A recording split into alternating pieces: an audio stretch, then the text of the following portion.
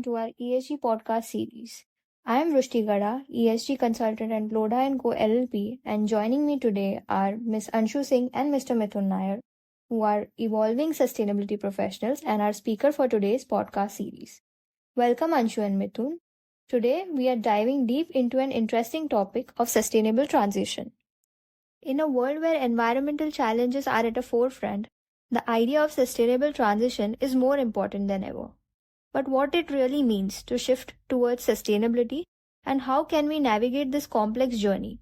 So in this episode, we will unravel the concept of sustainable transition, exploring its key components such as energy shifts, circular economies, and social equity.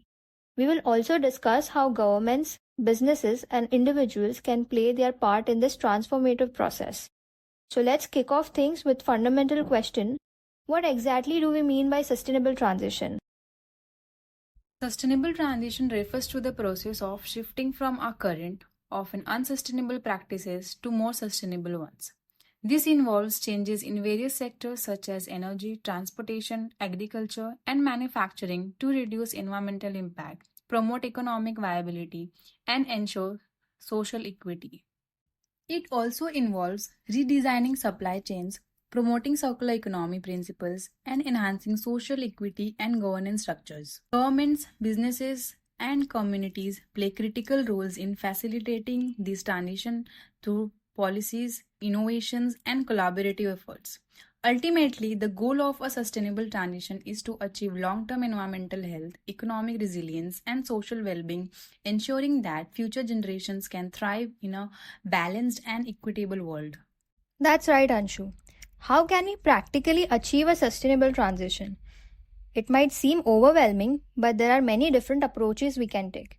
So, Mithun, can you break down the key strategies we can use in various aspects of our lives and society? There are different ways through which we can do sustainable transition. First is energy transition, that is shifting the energy sources from fossil fuels to renewable energy such as solar, wind, hydroelectric and geothermal energy. Next is transportation transition, that is transitioning from petrol and diesel powered vehicles to electric vehicles, CNG and hydrogen vehicles. Circular economy transition talks about moving away from the traditional take, make, waste model to a circular economic model. Food system transitions is transitioning from a traditional agricultural practices such as using chemical fertilizers and pesticides to sustainable agricultural practices such as organic farming, agroecology. Next is urban transition, that is transitioning from unplanned urban cities to sustainable cities, which involves improving urban planning to promote walkable and bikeable communities. Technology transition is adoption of sustainable technologies across sectors such as renewable energy, energy efficiency, smart grids, green building materials, etc.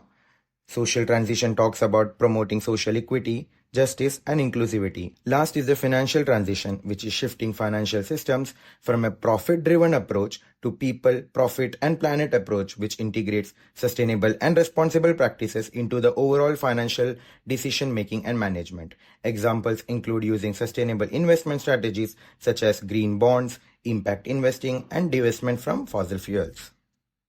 It's great to see such various strategies for sustainability. What about policies and programs in India? What steps has the Indian government taken to support a sustainable transition? The Indian government created 8 national missions under the National Action Plan on Climate Change, that is NAPCC, focusing on environmental sustainability. They were National Solar Mission, which was launched in 2010, and this mission aimed to produce 20,000 megawatt of solar power in 3 phases. Target was to make 1 lakh megawatts by 2022. National Mission for Enhanced Energy Efficiency focuses on improving energy efficiency across sectors, including industries, transportation, and buildings. National Mission on Sustainable Habitat aimed to enhance the quality of life in cities while minimizing environmental impact. National Water Mission aimed to address water scarcity and ensure water security.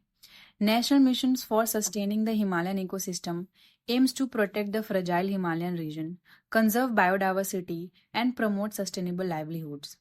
And then Green India Mission focused on afforestation, reforestation, and ecosystem restoration. These missions aimed to increase forest and trees covers across the country.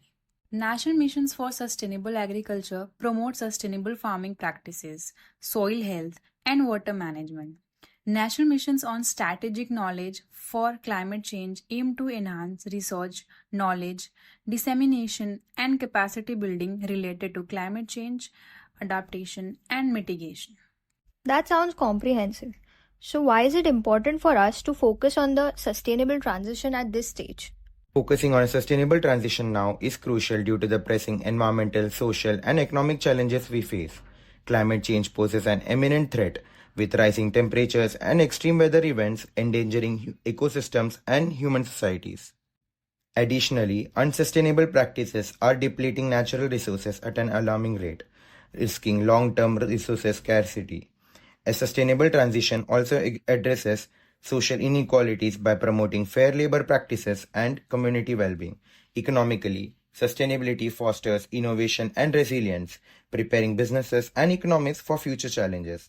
By prioritizing sustainability now, we can ensure a healthier planet, a more equitable society, and a stable, prosperous future for all. So, Anshu, I would like to know from you, why should we prioritize sustainable transitions? What makes it so critical to focus on this issue at this very moment? Certainly, one notable example is Denmark's transition to renewable energy. Denmark has invested heavily in wind power and aims to be fossil fuel free by 2050. It managed to reduce carbon emissions significantly while maintaining economic growth and creating jobs in renewable energy sectors.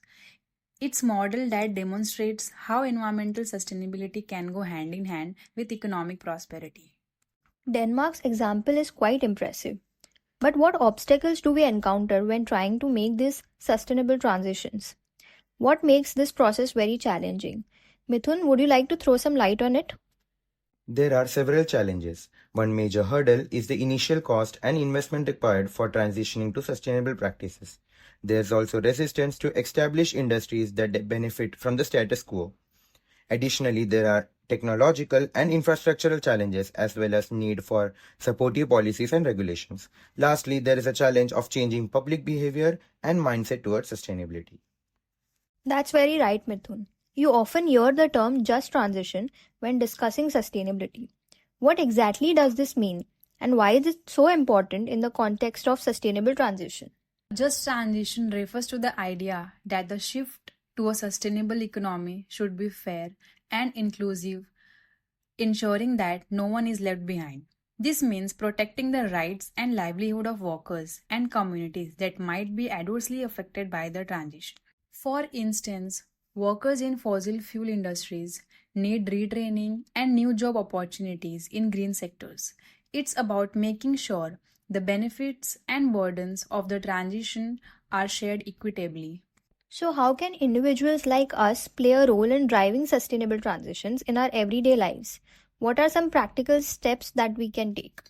Individuals can make a significant impact through various actions: reducing energy consumption by using energy efficient appliances, adopting a plant based diet, using public transportation or cycling instead of driving, and reducing waste by recycling and composting.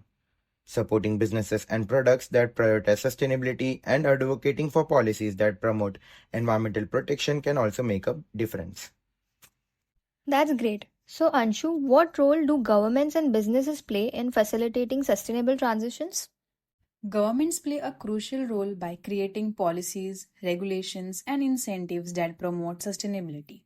This can include subsidies for renewable energy, carbon taxes, and investment in sustainable infrastructure. Businesses, on the other hand, can drive innovation and change by adopting sustainable practices, investing in green technologies, and setting ambitious sustainability goals. Collaboration between public and private sectors is essential for large-scale sustainable transitions.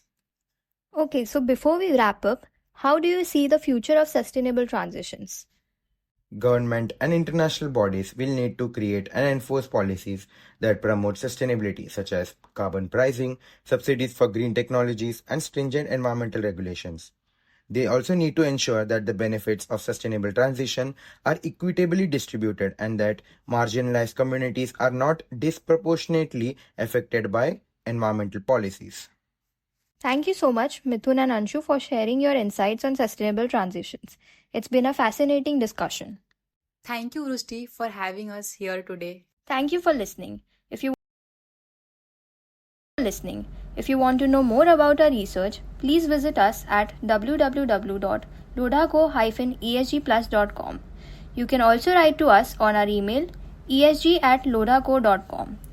To know more about our insights, follow our LinkedIn page ESG Briefings by Lodha & Co. LLP.